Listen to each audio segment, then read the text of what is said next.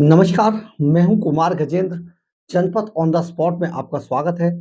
हमारे एक दूसरे social media platform podcast with Kumar Gajendra में भी आपका स्वागत है, जहां आप हमें सुन सकते हैं।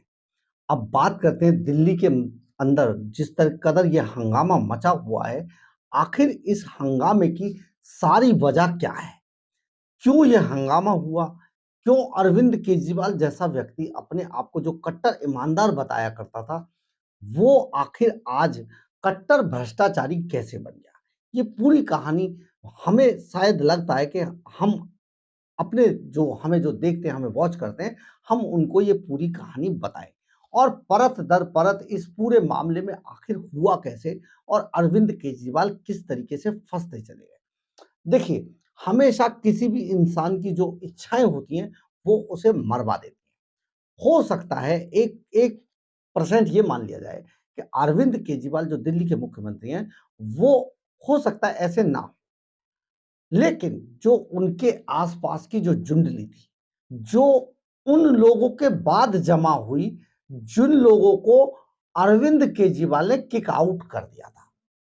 किक आउट करने वालों में जैसे कुमार विश्वास थे, शांति भूषण थे, प्रशांत भूषण थे, किरण बेदी थी और योगेंद्र यादव जैसे जो लोग थे, जो इस पार्टी की बुनियाद की पहली ईंट थी, उन सबको जब किक आउट कर दिया गया, तो उसके कुमार विश्वास थे। उसके बाद जो लोग इनसे जुड़े, वो सभी वो लोग थे अरविंद केजरीवाल के आस-पास, जो महाभ्रष्ट थे और अब सत्ता का जिनको सुख मिला था और अब वो पूरी दुनिया को लूट लेना चाहते हैं। इस तरीके के लोगों में जो सबसे बड़ा नाम आता है, वो आता है संजय सिंह का। संजय सिंह बहुत ज़्यादा कहा जाए कि वो इसी मेंटालिटी के व्यक्ति थे और उन्होंने सबसे ज़्यादा अरविंद केजरीवाल को अपने तरीके से चलाया। इस कदर चलाया कि वो लाइन में जहां सबसे पीछे खड़े थे, वो सबसे आगे आ गए और आज ब्लैकमेलिंग करके जो हमारे सूत्र बताते हैं, एक बार फिर से राज्यसभा के लिए नॉमिनेट हो गए। तो ये जो इसके अलावा भी कई लोग थे जिन्होंने अरविंद केजरीवाल को हर चीज में हाँ कही और गलत चीज को भी समझा के अच्छा बना दिया। तो ये कहानी शुरू होती है गोवा चुनाव से पहले। ये कहानी शुरू होती है कोरोना काल के दौरान। कोरोना काल में जब 2022 के अंदर कोरोना के लिए सब पूरा लॉकडाउन था, पूरे देश और दुनिया बंद थी, उस वक्त इस कहानी की शुरुआत होती है कि आखिर गोवा का और पंजाब का चुनाव कैसे लड़ा जाए। राघव चड्ढा भी उसमें शामिल थे, जो बहुत जानकार थे, मनी मेकर थे और उन्हें पता था कि मनी को किस तरीके से आगे लाया जा सकता है, बढ़ाया जा सकता है। लेकिन हमारे जो सूत्र बताते हैं, राघव चड्ढा दूसरे सोर्सेज से इस पैसे को जुटाना चाहते थे। लेकिन अरविंद केजरीवाल के आसपास जो जुंडली थी, वो गलत तरीके से पैसे को जुटाना चाहती थी। अचानक उनकी मुलाकात अमित अरोड़ा और दिनेश अरोड़ा नाम के शराब व्यवसायी से होती है। ये व्यवसायी उनको ये समझाने में कामयाब रहा कुछ मुलाकातों के बाद कि शराब के कारोबार में बहुत पैसा है और आपको आराम से चुनाव लड़वा देंगे। इस सारे मामले के बाद साउथ लॉबी को एंट्री दी गई और साउथ लॉबी में के कविता जो अब 15 मार्च को जिन्हें गिरफ्तार कर लिया है ईडी ने और अभी ईडी की हिरासत में रिमांड पर है, उनकी एंट्री होती है। यहां से समीर महेंद्रू जो शराब व्यवसायी हैं, उनकी एंट्री हो जाती है और इन सब से पैसा लेने के लिए जो केजरीवाल का सबसे खास आदमी था, जो पड़ोसी भी बताया गया, आज जिस तरीके से ASG additional solicitor general ASV Raju ने बताया कि वो पड़ोसी भी था और उसे केजरीवाल की रिकॉर्डिंग जो ईडी के पास भी है कि ये मेरा लड़का है और जो ये कहेगा वो मैं कहूंगा, ये समझिए। तो ये सारी चीजें जब सामने आई तो यहां से शुरू हुआ शराब घोटाले का ताना बाना। बाकायदा एक कमेटी बनाई गई और उस कमेटी की एक एक्सपर्ट कमेटी की रिपोर्ट मांगी गई। एक्सपर्ट कमेटी ने एक्साइज पॉलिसी को बदलने के लिए कोई ऐसी बात नहीं की। उन्होंने कहा ये जो पॉलिसी है बहुत अच्छी है और इसी के अनुसार चलना चाहिए, इसमें कोई बदलाव की जरूरत नहीं है। कमेटी ने मना कर दिया, लेकिन उस कमेटी की रिपोर्ट जो है अरविंद केजरीवाल एंड कंपनी ने रद्दी की टोकरी में डाल दी। अब इससे आगे बढ़े कि अब क्या किया जाए। तो वो नोट कभी लाया ही नहीं गया, उसका इस्तेमाल नहीं हुआ। इसके बाद एक लग्जरी होटल में, एक 5 स्टार होटल में इनकी मुलाकात होती है, वहां पे शराब के कारोबार पे चर्चा होती है। और उस चर्चा के बाद जब तैयार होता है ताना बाना बुनकर, उसमें सबसे ज्यादा जो 2% 5% कमीशन था उसको 12% कर दिया गया। 6% इनको दे दिया और 6% उन कंपनियों का था। इसके अलावा सारी चीजें बना के तैयार कर ली गई। दिल्ली के अंदर कुल 32 जोन बनाए गए, हर जोन में 27 दुकानों की मंजूरी दी गई शराब। कुल 849 दुकानें खोली जानी थी दिल्ली के अंदर। इसके लिए इन दुकानों को, आप ये समझिए, सभी दुकानों को प्राइवेट कर दिया गया। पहले जो व्यवस्था थी उसके मुताबिक 60% दुकानें जो सरकारी हाथों में थी और 40% दुकानें प्राइवेट हाथों में हुआ करती थी। ये बहुत अच्छी पॉलिसी थी, बहुत लंबे समय से चली आ रही। किसी भी नेता ने इनको छेड़ने की भी कोशिश नहीं की, क्योंकि ये अपने आप में बड़ी फुल प्रूफ पॉलिसी थी। लेकिन इन्होंने सभी दुकानों को प्राइवेट कर दिया, बहुत मोटी रकम लेकर। मोटी रकम केवल इन्हीं से नहीं ली गई, जिन लोगों को शराब का पैसा लाइसेंस दिया गया बेचने का, उनसे भी बड़ी मोटी रकम वसूली गई। तो ये करीब 600 करोड़ रुपए का पूरा घोटाला हुआ। और नई नीति में जब सभी दुकानें प्राइवेट कर दी, तो ये सारी चीजें पॉलिसी के अंदर ये लाई गई और इनको मंजूरी दे दी। बिना कैबिनेट में नोट लाए ही अरविंद केजरीवाल एंड कंपनी ने इनको मंजूरी दी। यानी कि शराब नीति का पूरा पोल पट्टी खुल गई और ये अंदर आ गए साउथ लॉबी के लोग, और एक के साथ एक फ्री में जहरीली शराब यहां पर बेच। अब इसका जो खुलासा हुआ, वो खुलासा कांग्रेस के वरिष्ठ नेता अजय माकन ने किया था। अजय माकन ने बाकायदा इसकी शिकायत की। इसके बाद एलजी ने इसकी जांच कराई। जांच कराने के बाद इस मामले को सीबीआई को दिया गया। सीबीआई से जब मनी लॉन्ड्रिंग का मामला आया तो इसको ईडी को सौंप दिया गया और तब से ईडी के पास। अब तक इसमें 18 महीनों में 16 लोगों की गिरफ्तारी हो चुकी है और ये 16 लोग जो हैं बेहद महत्वपूर्ण हैं। कथित शराब घोटाले के मामले में पहली गिरफ्तारी 2022 में की गई थी। तब ईडी ने समीर महेंद्रू को 28 सितंबर 2022 को गिरफ्तार किया था। पहली जो गिरफ्तारी थी वो समीर महेंद्रू की थी, जो शराब व्यवसायी है। महेंद्रू देश के बड़े शराब कारोबारी हैं।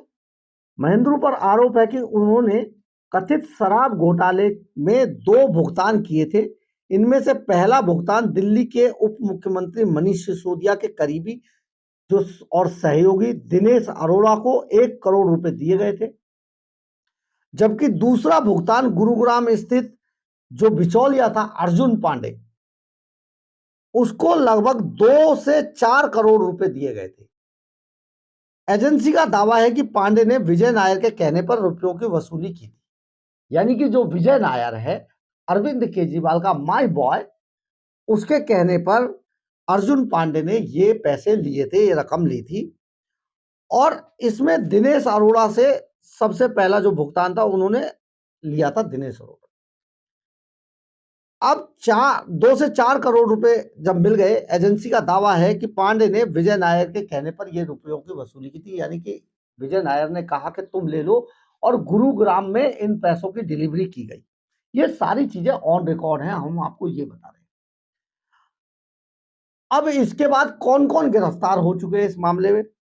कथित दिल्ली शराब घोटाला केस में अब तक समीर महेंद्रू, पी शरत चंद्र रेड्डी, विनय बाबू, विजय नायर, अभिषेक बोयनपल्ली, अमित अरोड़ा को गिरफ्तार कर चुकी है ईडी।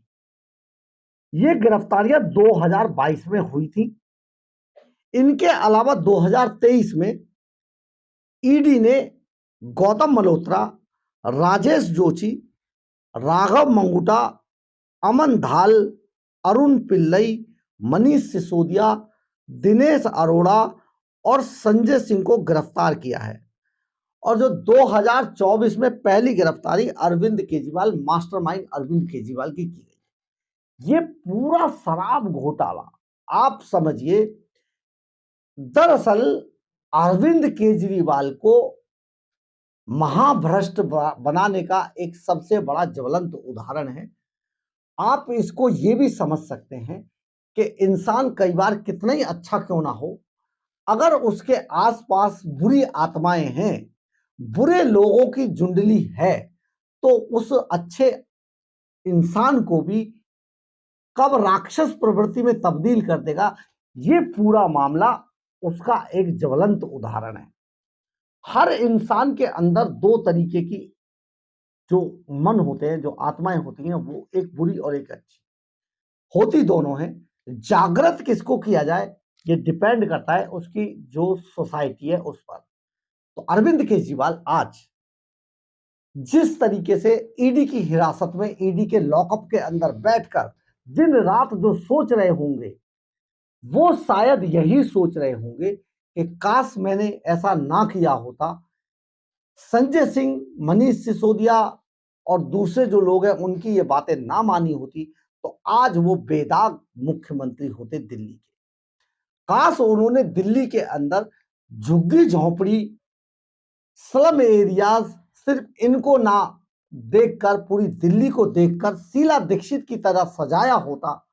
काश जो उन्होंने इतने वादे किए थे दिल्ली के लोगों से, वाईफाई फ्री कर दूंगा, 500 स्कूल, 500 कॉलेज, 500 अस्पताल, इनमें से आधे से कम भी अगर वादे पूरे कर दिए होते, तो आज दिल्ली की शक्ल सूरत बदल चुकी है। दिल्ली के अंदर एक भी फ्लाईओवर नहीं बना, एक पुल नहीं बनाया गया, एक एलिवेटेड रोड नहीं बना, एक कुछ काम नहीं हुआ, सिर्फ मुफ्त की रेवड़ी बांटने के। ये जो मुफ्त की रेवड़ी बांटने का जो आइडिया अरविंद केजरीवाल केवल इसको आधार बनाकर जो चल रहे थे, उसकी अब हवा निकल चुकी है। दरअसल अरविंद केजरीवाल के जो जितने भी सिपा सालार हैं, उन्होंने करोड़ों रुपए लूटे हैं दिल्ली के खजाने के। दिल्ली के लोगों को कोरोना जैसी महामारी में मरने के लिए जो छोड़ दिया था, और जितने लोग अकारण मारे गए, उन सबका जो पाप लगा है इन लोगों को, उसका भुगतान ये है कि ये सारे लोग, इनकी अब बाकी की जिंदगी तिहाड़ जेल के अंदर कटने वाली है, जिनमें इन अली बाबा 40 चोरों का जो अली बाबा है, अब वो भी उस लिस्ट में शामिल हो गया है। पीएमएल एक्ट में उसे बहुत जल्दी जमानत मिलने वाली नहीं है।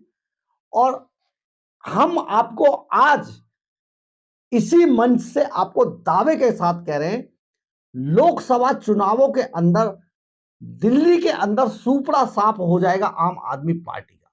अभी एक खबर यह भी आ रही है, जो सूत्र हमारे बता रहे हैं कि कांग्रेस ने भी अब इनसे पल्ला झाड़ लिया है, और कांग्रेस अब अलायंस से अलग होकर अकेले पार्टी चुनाव, अकेले दम पर ये चुनाव लड़ने जा रहे हैं। ऐसी हमें अभी खबरें आ रही हैं सोर्सेज के हवाले से।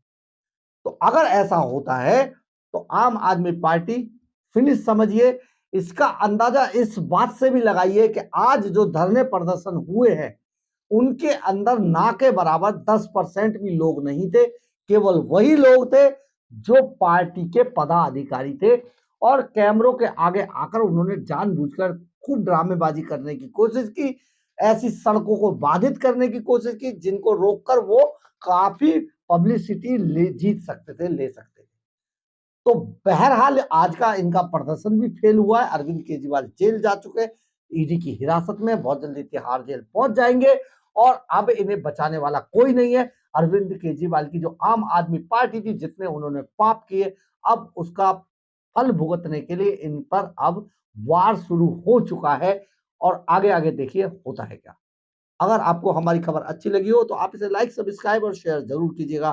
कमेंट्स बॉक्स में अपनी राय जरूर लिखिएगा, इससे हमें ऊर्जा मिलती है। जय हिंद, जय भारत।